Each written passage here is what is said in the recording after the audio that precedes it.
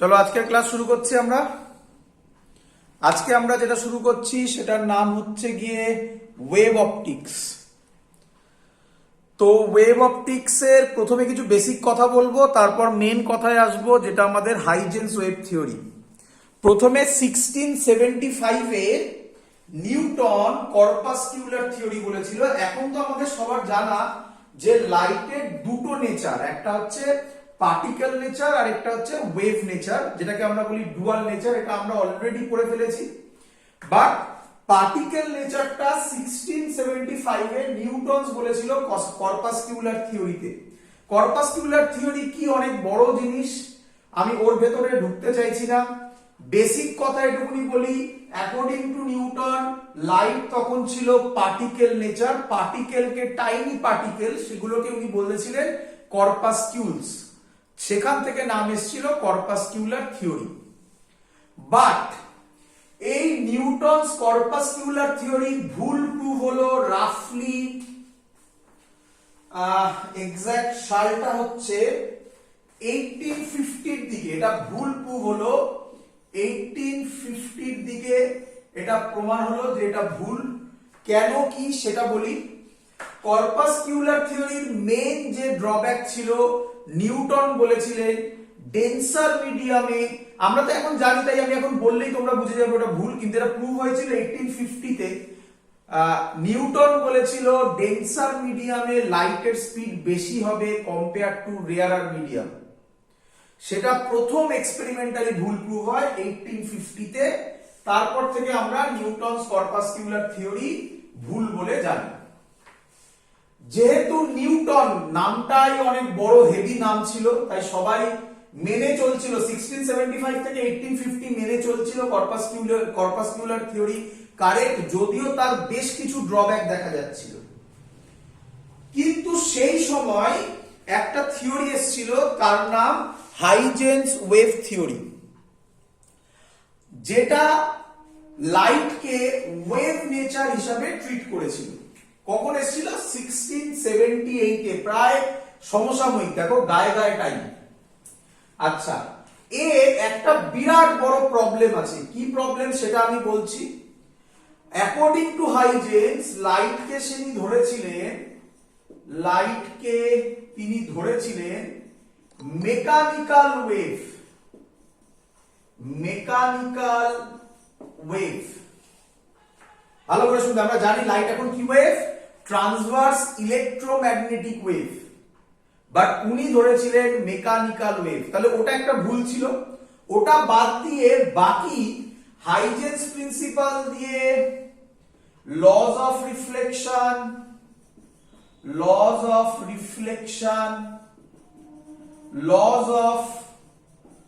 Refraction,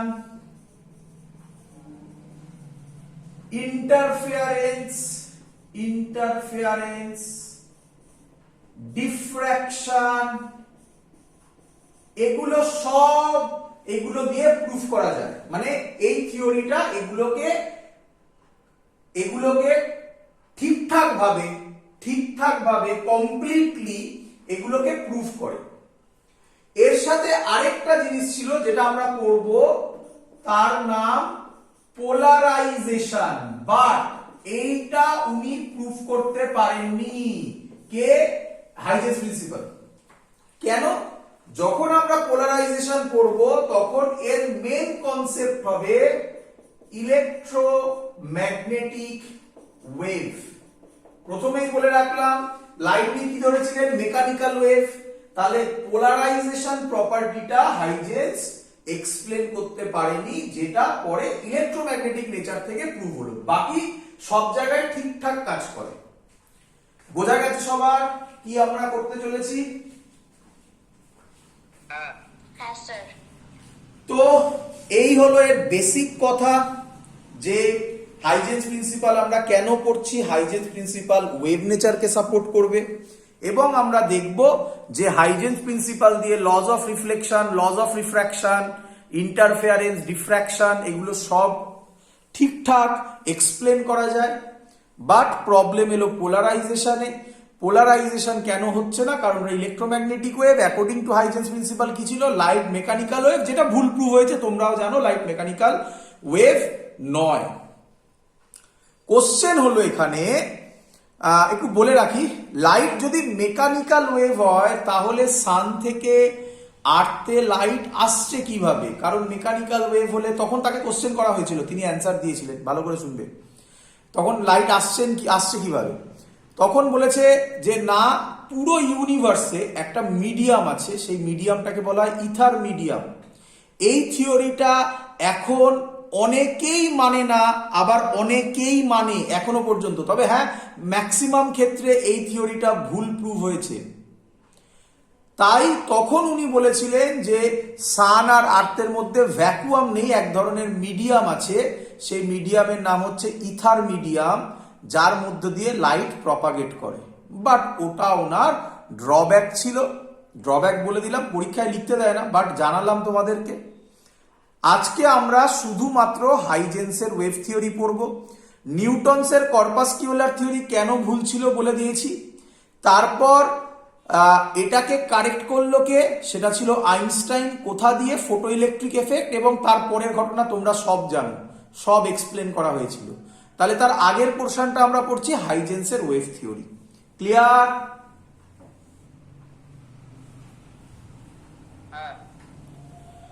তাহলে শুরু করছি আমরা হাইজেন্স ওয়েভ থিওরি। আচ্ছা, এখানে প্রথমে জানতে গেলে আগে যেটা করতে হবে সেটা হচ্ছে ওয়েভ ফ্রন্ট। হাইজেন্স প্রিন্সিপাল বা হাইজেন্স ওয়েভ থিওরি আগে জানতে গেলে, মুছে দিলাম, যেটা পড়তে হবে আগে সেটার নাম হচ্ছে ওয়েভ ফ্রন্ট। ভালো করে বুঝবে, একদম সহজ হয়ে যাবে, পুরো কোনো কিছু মুখস্থ থাকবে না, সব ক্লিয়ার হবে। ওয়েভ ফ্রন্ট ভালো করে বুঝবে। প্রথম question, sir what is the definition of wave front? ভালো করে শোনো। ধরো এখানে একটা লাইট সোর্স আছে, এখান থেকে লাইট চারিদিকে বেরোতে পারে। দেখো ঠিক করলাম কিনা? চারিদিকে বেরোতে পারে লাইট। ক্লিয়ার? হ্যাঁ স্যার। বলছে শুধু একটাই জিনিস, বলছে টি টাইমে লাইট যেখানে যেখানে থাকবে, লাইটের পার্টিকেলটা টি টাইমে যেখানে যেখানে থাকবে, টি টাইমে position of light, T time position of light at time T, position of light at time T. মানে কি? মানে বলছে ধরো এখান থেকে প্রথম একটা লাইটের পার্টিকেল এখান থেকে টি টাইমে এতটা ডিস্টেন্স কভার করলো। যদি আমি ধরে নিই এটা পুরোপুরি সেম মিডিয়াম, তাহলে ধরে নিচ্ছি লাইটের স্পিড মিডিয়ামে হচ্ছে ভি, তাহলে এই ডিস্টেন্সটা হবে ভিটি। বলো বুঝলে কিনা? হ্যাঁ স্যার। এই বরাবর প্রচুর হবে, কত আঁকবো? এই বরাবর এইটা, এই বরাবর এইটা, এই বরাবর এটা, এই বরাবর এটা, এই বরাবর এটা, এই বরাবর এটা, এই বরাবর এটা, এই বরাবর এটা। ক্লিয়ার?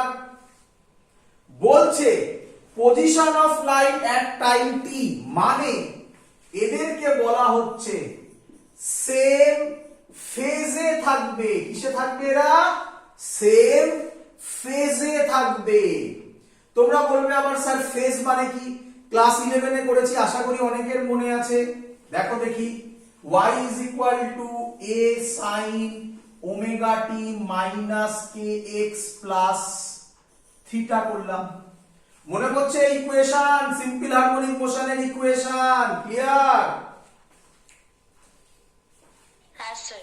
ম্যাক্সিমাম তখন চেঁচিয়ে চেঁচিয়ে বলতাম, বারবার বলতাম।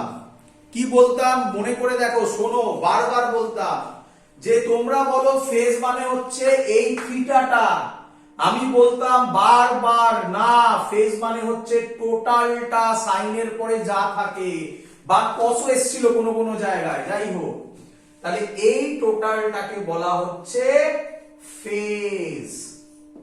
ক্লিয়ার? হ্যাঁ স্যার। এবার ভেবে দেখো, আমি ইনিশিয়াল এই থিটাটাকে মনে আছে আমি কিনা জানি না, অ্যাকচুয়ালি জিনিসটা এরকম ছিল না, আরো সহজ ছিল।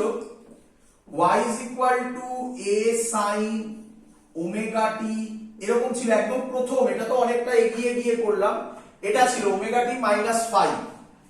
তো ফেজ হচ্ছে টোটালটা, আর যখন t is equal to 0 তখন যে ফেজ তার নাম হচ্ছে ফাই, তার নাম ছিল ইপক। মনে পড়ছে? হ্যাঁ স্যার। ক্লাস 11। তো আমি এখানে ফাই এর জায়গায় থিটা ধরেছি, কি যায় আসে, ফাইও করে দাও, যা ইচ্ছে ফাই করে দাও। তো এটা দিয়ে ভাবো আরো সহজে বুঝতে পারবে। আমি ধরতে পারি যে টাইম যদি সেম থাকে, ইনিশিয়াল ফেজ বা ইপক যদি সেম থাকে, তাহলে প্রত্যেকটা পার্টিকেলের যে পজিশন হবে সেগুলো মানে হচ্ছে সেম ফেজে ভাইব্রেট করছে। তারা সেম ফেজে যারা ভাইব্রেট করছে তাদের জয়েন করে দিলে, এটাকে বলা হয় লোকাস, তাদের জয়েন করে দিলে, একটু বেঁকে গেল, কি করা যাবে আর, যে স্ট্রাকচারটা হবে তার নাম ওয়েভ ফ্রন্ট, একেই বলা হবে ওয়েভ ফ্রন্ট। বলো সবার ক্লিয়ার কিনা? ডেফিনেশন লিখে দিয়ে আরো ক্লিয়ার হবে। A wave front is defined as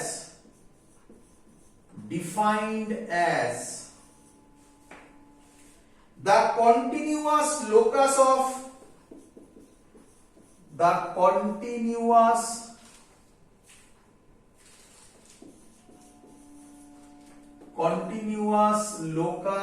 of all such particle of the medium,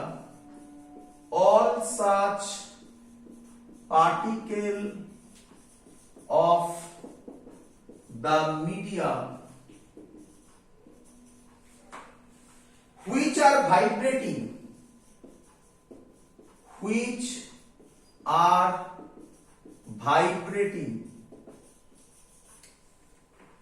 in the same phase,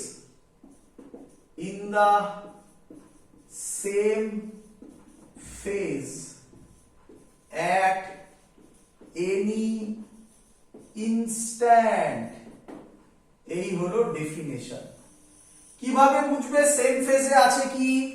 তুমি একটা পার্টিকুলার টাইম নেবে, সেই টাইমে পার্টিকেল গুলো যেখানে যেখানে যেতে পারে সেই পয়েন্ট গুলোকে মার্ক করবে, সেগুলোকে জয়েন করে দেবে, সেটাই হয়ে যাবে, সরি, সেগুলোকে মার্ক করবে, সেগুলো হবে সব সেম ফেজ, জয়েন করে দেবে, সেটা হবে ওয়েভ ফ্রন্ট। জয়েন করে দেওয়াকে বলা হয় locus, continuous locus of all such particles.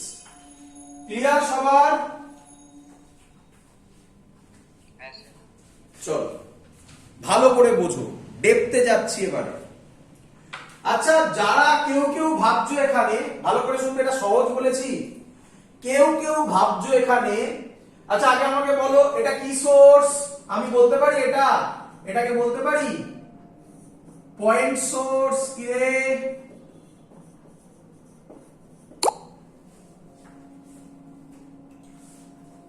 Point source এটা কি? হ্যাঁ স্যার।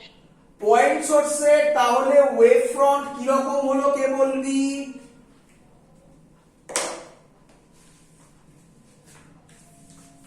সার্কেল না, স্ফেরিক্যাল। স্ফেরিক্যাল। সব 3D তে হবে। ভাব এবারে দেখ, আমার এখানে আমার হাতটা হচ্ছে একটা পয়েন্ট সোর্স, এখান থেকে এদিকে যাবে, এদিকে যাবে, এদিকে যাবে, এদিকে যাবে, হ্যাঁ 3D স্ট্রাকচার হবে না? হ্যাঁ স্যার। তো যা কথা বলছি সব 3D তে হবে, 2D নয়। তাই একটা ইম্পর্টেন্ট পয়েন্ট পেয়ে গেলে, যেটা অলরেডি পরীক্ষায় দেয়, কি ইম্পর্টেন্ট পয়েন্ট পেলে এটা মুছে দিলাম, লিখি। পয়েন্ট সোর্স যদি হয় তাহলে ওয়েভ ফ্রন্ট, এগুলো লিখতে দেয় সব কোশ্চেনে। পয়েন্ট সোর্সের ওয়েভ ফ্রন্ট, আমি আর পুরো লিখলাম না, স্ফেরিক্যাল। ক্লিয়ার?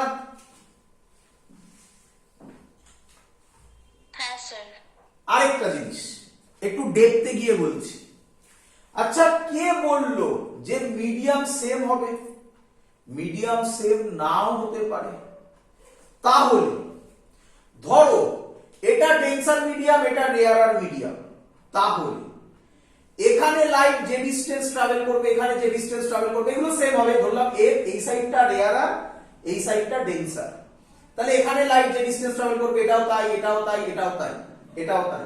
কিন্তু এদিকে ডেন্সার মিডিয়াম হওয়ার জন্য লাইট কম ডিসটেন্স ট্রাভেল করবে। কি রে,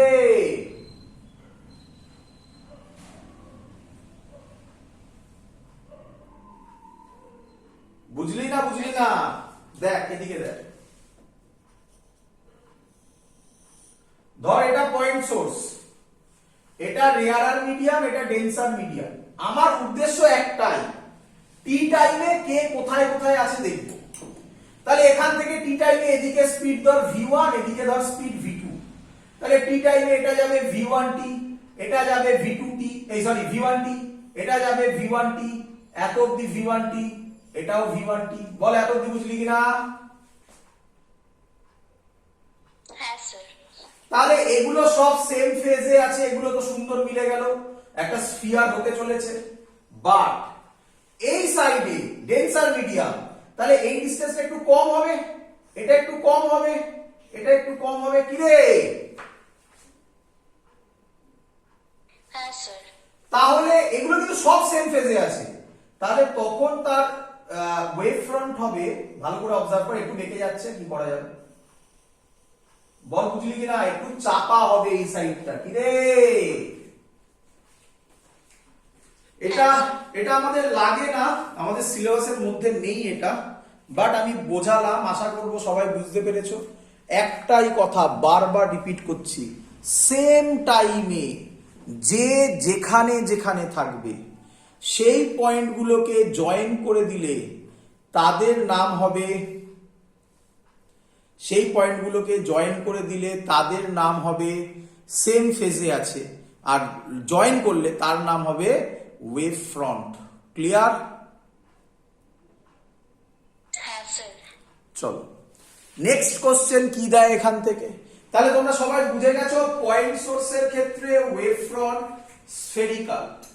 চলো, আচ্ছা যদি বলে নেক্সট পয়েন্ট, এগুলো দেয় পরীক্ষা, যেগুলো আমি এখানে লিখছি এখন, পরীক্ষার প্রথম কোশ্চেন দেয়, আমি এতক্ষণ যা পড়ালাম, ডিফাইন ওয়েভ ফ্রন্ট লিখতে হবে। আশা করবো সবাই বুঝতে পেরেছো।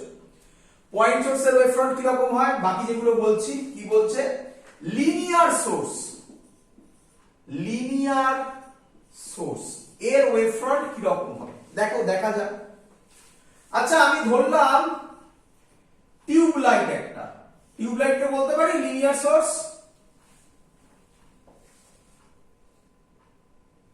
কি রে, হ্যাঁ স্যার। হ্যাঁ স্যার। চলো এইটা একটা পয়েন্ট ভেবে নাও, এটা একটা পয়েন্ট ভেবে নাও। তাহলে এখান থেকে টি টাইম এরকম যাবে, এরকম যাবে, এরকম যাবে, এরকম যাবে, এরকম যাবে, এরকম যাবে, একটু বেঁকে তেড়ে যাচ্ছে, একটা পয়েন্ট ভেবে করো।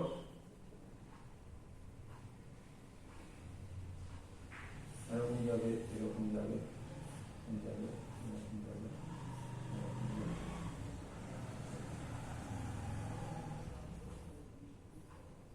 বলো এটা বুঝলে কিনা?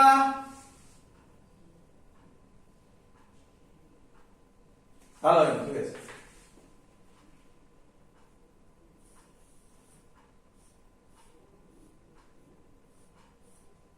এবার বলো এটা বুঝলে কিনা? ক্লিয়ার? হ্যাঁ স্যার। আচ্ছা, এটা আমি কোনটা আঁকলাম দেখাচ্ছি, আমি এটা কোনটা আঁকলাম, এই পয়েন্টটা আঁকলাম, এই যে বড় বড় করে গোল করে দিচ্ছি। এবার তারপরের পয়েন্ট আঁকবো, তারপরে একদম আঁকলে বোঝাতে কষ্ট হবে আমার, তাই একটু গ্যাপ দিয়ে আঁকছি, এটাকে আঁকছি এবারে, ভালো করে বুঝবে।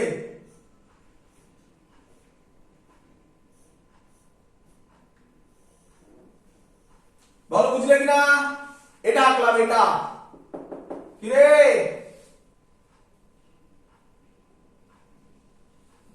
হ্যাঁ স্যার। এটা আঁকছি, দেখো বুঝলে কিনা? এটা 1 নম্বর, এটা 2 নম্বর, এটা 3 নম্বর, 1 নম্বর 2 নম্বর 3 নম্বর আছে।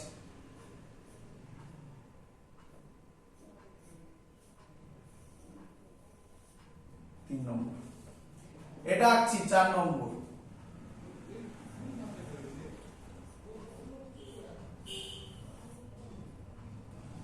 আচ্ছা, এদেরকে একসাথে জয়েন করলে এরা কি স্ট্রাকচার তৈরি করবে? Cylindrical. তাহলে লিনিয়ার সোর্স হলে সিলিন্ড্রিকাল। বল ফিল হলো কিনা? ক্লিয়ার একদম? Yes, sir. এটার একটা ভালো এক্সাম্পল দিতে পারি। এটা একটা ডিস্কের মতো বলতে পারি।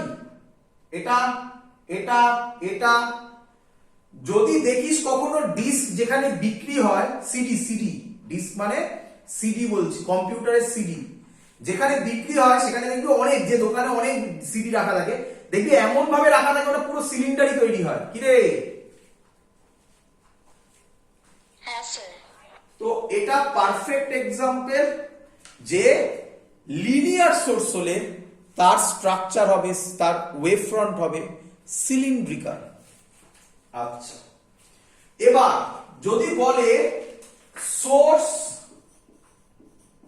এট ইনফিনিটি, আচ্ছা ইনফিনিটি থেকে কি লাইট আসে কে বলবে? Parallel. প্যারালাল। তাহলে এই এলো এই এলো এই এলো, ভালো করে বোঝো। তাহলে এই পয়েন্টটা এই পয়েন্টটা এই পয়েন্টটা সেম মিডিয়াম বলেছি, সেম সেম টাইমে এই পজিশনেই থাকবে। এদেরকে জয়েন করে দিলে এরা হবে ওয়েভ ফ্রন্ট, বাট এটা 1D তে হলো। 3D তে যদি করি তাহলে তার স্ট্রাকচার হবে একটা প্লেন। বলো বুঝলে কিনা সবাই? কিরে, আবার এখান থেকে এই এই বেরোবে, আবার এখান থেকে একটা ওয়েভ ফ্রন্ট। ক্লিয়ার সবার?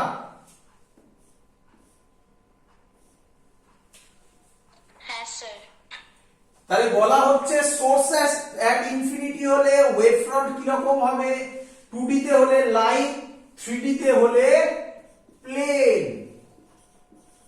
প্লেন ওয়েভ ফ্রন্ট হবে। ভালো করে দেখে রাখো, দেখে রাখো, দেখো আমি দেখাচ্ছি। এই হলো খাতা। বলো খাতাটা সামনে থেকে তুমি কি দেখছো? বলো কি দেখছো খাতাটাকে?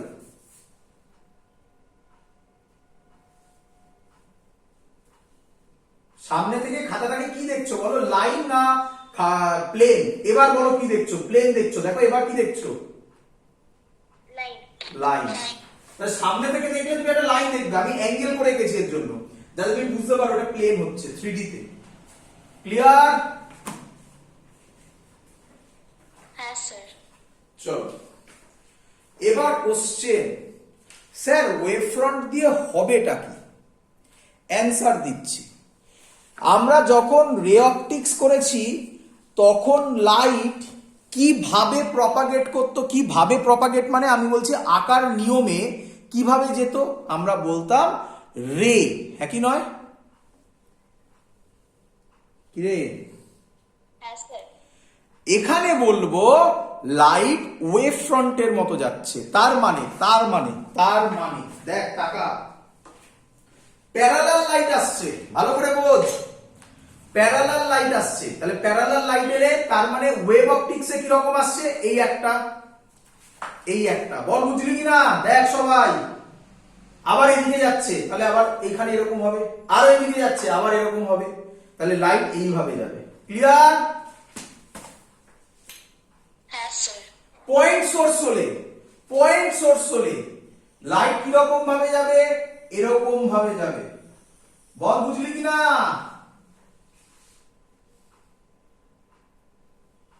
Yes, sir. এটার একটা খুব ভালো এক্সাম্পল আছে, আশা করি সবাই করেছিস। পুকুরে ঢিল ফেলেছিস, পুকুরে যদি ঢিল ফেলিস দেখবি ওয়েভ কিন্তু ডিস্টারবেন্স এইভাবে যাচ্ছে, বাট আমরা যেটা অবজার্ভ করি সেটা দেখবি গোল গোল গোল গোল জিনিসটা আসছে, এবার বড় গোল, তারপর আবার একটা বড় গোল, তারপর আবার একটা বড় গোল, হ্যাঁ কি নয়, এইভাবে যাচ্ছে দেখবি। কি রে? হ্যাঁ স্যার। তো এটাই হলো ওয়েভ ফ্রন্ট। তাহলে যেটা রে অপটিক্সে রে ছিল সেটা ওয়েভ অপটিক্সে কে হলো বল? Wave front. Wave front. কিভাবে ওয়েভ ফ্রন্ট আঁকতে হয় সবার ক্লিয়ার আইডিয়া? আরেকটু ভালো করে দিচ্ছি কনসেপ্টটা, দেখো কি হবে। আমরা বলছি, আমি এখন ওর জন্য আমার ছবিটা আঁকলাম, এর পরের পয়েন্ট, ইম্পর্টেন্ট পয়েন্ট সবাই লিখে নেবে। An arrow next important point, এটা পরীক্ষায় ওইভাবে বলবে না, বাট আমরা এক্ষুনি যে ডিরাইভেশন করব তাতে এটা লাগবে। কি? An arrow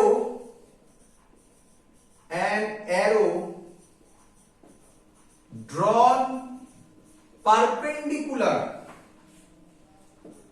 to a wavefront in the direction of propagation of a wave is called ray। কি বলা হয় তাহলে? রে ডেফিনেশন কি বলছে ভালো করে দেখা ছবির দিকে। ইনফাইনাইট থেকে কি লাইট আসে? Parallel light. আরে বাবা এটাই তো রে ছিল, পরিষ্কার ফিল হচ্ছে। রে ওয়েভ ফ্রন্টের সাথে কত অ্যাঙ্গেল করবে? 90 তাই লেখা narrow drawn perpendicular to a wave front in the direction of propagation of a wave is called ray. এবার তাকা, এখানে তাকা, এখানেও এঁকেছিলাম, এটা মনে পড়ছে এগুলো?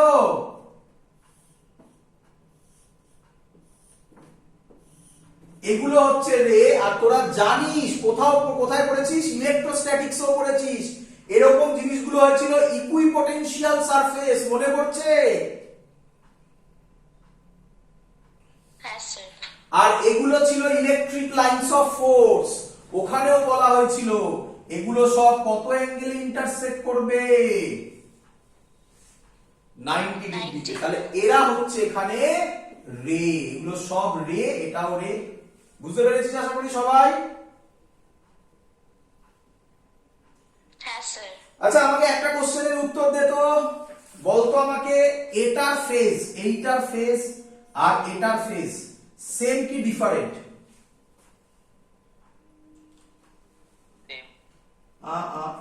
ডিফারেন্ট।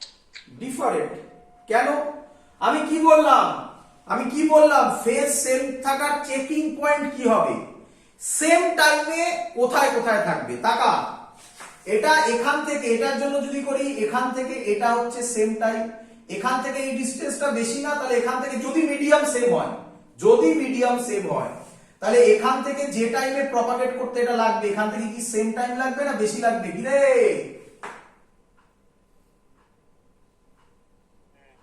টাইম লাগবে। তাহলে যদি এটার থেকে এটা যদি বেশি লাগে, তারপরে আমরা বলতে পারি এর ফেজ আর এর ফেজ আলাদা, এর ফেজ আর এর ফেজ সেম। কি রে? এটা এটা এটা এটা এগুলো সব সেম ফেজে, কিন্তু এটা এটা ডিফারেন্ট ফেজে, এটা এইটা এইটা এগুলো আবার সব সেম ফেজে। কি রে, বুঝতে পারছিস? হ্যাঁ। এই হলো আমাদের বেসিক কনসেপ্ট, যেখান থেকে কোশ্চেন কি আসে, what is wave front, point সোর্সের কি রকম হবে, লিনিয়ার সোর্সেস কেমন হবে, সোর্স অ্যাট ইনফিনিটি কেমন হবে। কিন্তু ছবিও আঁকতে দেয়, আমরা আঁকছি ছবি একটু বাদে।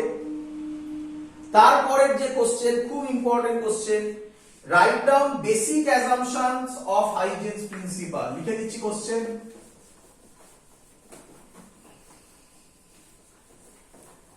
Write down basic assumptions of Huygens principle. Basic assumption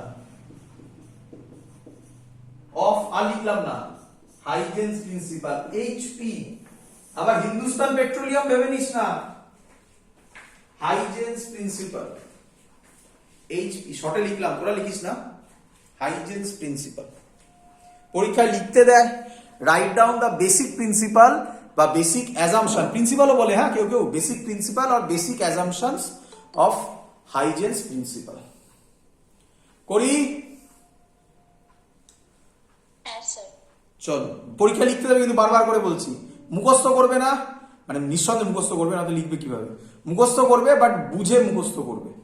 দেখো কি বলছে, একদম সহজ জিনিস। কি বলছে? প্রথম point, each point, number 1, each point on a wavefront, on a wavefront